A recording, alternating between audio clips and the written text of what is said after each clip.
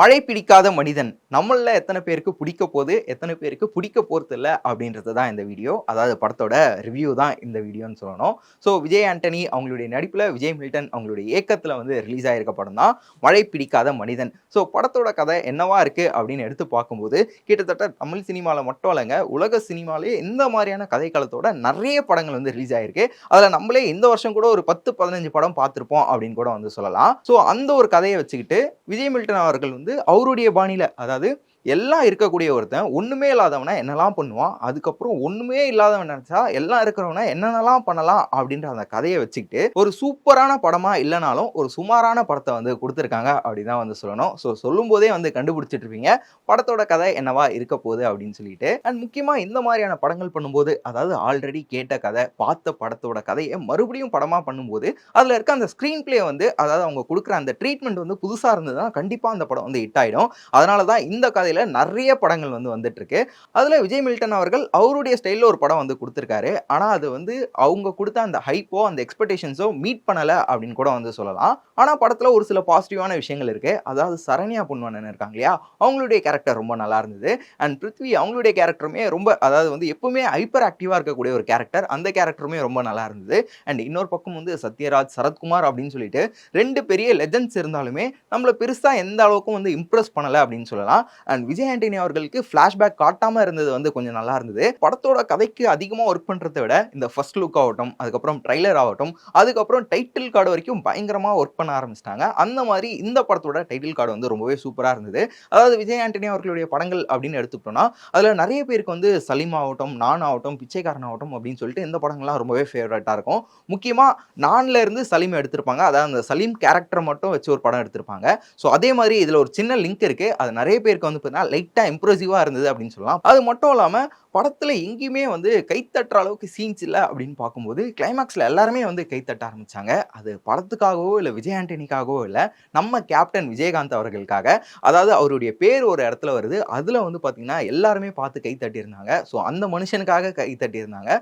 அதுக்காக டீம் வந்து நல்லாவே ஒர்க் பண்ணியிருந்தாங்க அப்படின்னு சொல்லலாம். அண்ட் பொதுவாகவே வந்து பார்த்தீங்கன்னா ஒரு சில ஸ்டீரியோ டைப்ஸ் இருக்கு இல்லையா, அதாவது ரா ஏஜென்ட் ஆகட்டும் இல்லை சீக்ரெட் ஏஜென்ட் ஆகட்டும், அவங்களாம் இப்படி தான் இருப்பாங்க, இந்த இடத்துல தான் இருப்பாங்க, எப்பயுமே ஓவர் கோட், ஜாக்கெட், கூலர்ஸ் அப்படின்னு சொல்லிட்டு பயங்கரமா இருப்பாங்க அவங்க பார்க்கும்போதே, அப்படின்ற அந்த ஸ்டீரியோ டைப்பை அப்படியே மெயின்டைன் பண்ணி எடுத்திருக்காங்க.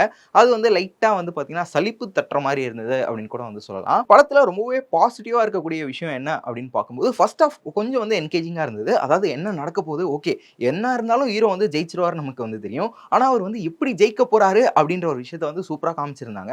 அண்ட் மேகா ஆகாஷ் அவங்க ரொம்பவே கியூட்டா இருந்தாங்க. முக்கியமா அவங்க பேசுற டைலாக்ஸ் ஆகட்டும், அவங்க வர எல்லா சீன்லயுமே வந்து மேக்ஸிமம் அவங்க டைலாக் பேசும்போது க்ளோஸ் அப் தான் வச்சிருக்காங்க.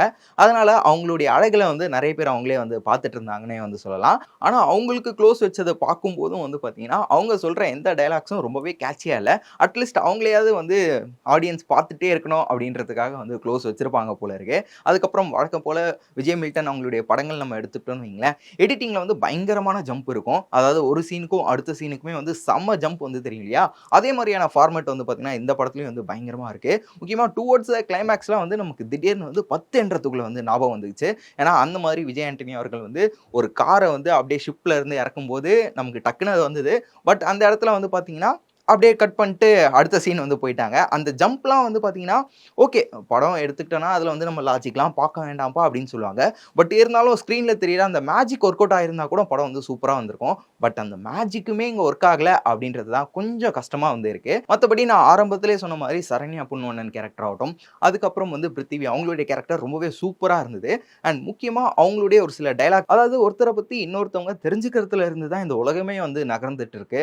அண்ட் யாருனே தெரியாத ஒருத்தங்க நம்மள வந்து பாசமா பாத்துக்கிறாங்க இல்லையா, அவங்க தான் வந்து கடவுள் அப்படின்ற மாதிரியான அந்த டைலாக்ஸ், அதாவது அன்பே சிவம் ரெஃபரன்ஸ் இருக்கு. இருந்தாலும் அந்த டைலாக்ஸ்லாம் வந்து ரொம்பவே சூப்பரா இருந்ததுன்னு வந்து சொல்லணும். அதாவது ஃபேமிலி, ரிலேட்டிவ்ஸ் இவங்கள தாண்டி ஸ்ட்ரேஞ்சர்ஸ் காட்டுற ஒரு அன்பு, அந்த பாசம் இருக்கு பாத்தீங்களா, அதெல்லாம் சூப்பரா இருக்கு இல்லையா, அதெல்லாம் வந்து ரொம்பவே அழகா வந்து காமிச்சிருந்தாங்க. அண்ட் விஜய் ஆண்டனி அவர்கள் ரொம்பவே சட்டலான பெர்ஃபார்மன்ஸ் தான் வந்து பண்ணியிருக்காரு.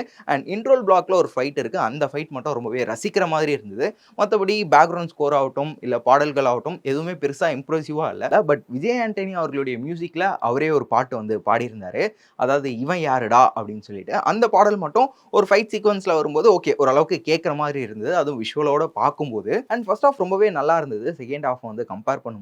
பட் ஓவராலா பார்க்கும்போதே வந்து கொஞ்சம் சுமாரான படமா தான் இருக்கோ அப்படின்னு வந்து தோணுது. ஏன்னா ஃபர்ஸ்ட் ஹாஃப்ல என்ன நடக்க போகுது, அடுத்து என்ன நடக்கும் அப்படின்ற அந்த ஒரு பரபரப்ப வந்து லைட்டா வந்து ஏற்படுத்தியிருந்தாங்க. அது மட்டும் இல்லாம ஒரு சில இடம்லாம் வந்து பார்த்தீங்கன்னா, கொஞ்சம் என்கேஜிங்கா இருந்தது. ஓகே செகண்ட் ஹாஃப்ல இன்னும் அதிகமா இருக்குமோ அப்படின்னு நம்ம எக்ஸ்பெக்ட் பண்ணும்போது தான், அங்க வந்து பார்த்தீங்கன்னா, வழக்கம் போல நம்மள வந்து பார்த்தீங்கன்னா ஏமாத்திட்டாங்க.